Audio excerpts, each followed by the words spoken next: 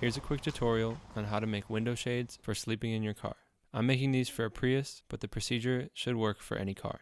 I saw a lot of different ways to do this when I was researching, so I wanted to make a video on the simple and inexpensive way that I made them. First, start with some semi-rigid material. You can use bubble wrap, envelopes, cardboard, poster board, or whatever you have available. It just needs to be sturdy enough to stick in the window on its own without falling over. I used this bubble wrap packing material for shipping food and cardboard. Create a piece of this material that's roughly the size of the window. Do this by taping together as many pieces as you need to span the size of the window. Then hold it up to the window and trace its outline with a marker and trim to fit.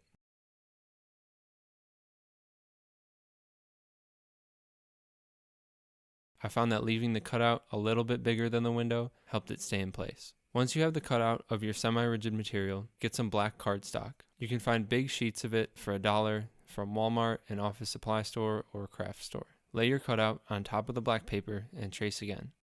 If the black paper isn't big enough for your cutout, tape two together. Then cut out the traced shape on the black paper and tape it to your first cutout. I used small strips of black duct tape folded over the edges every few inches.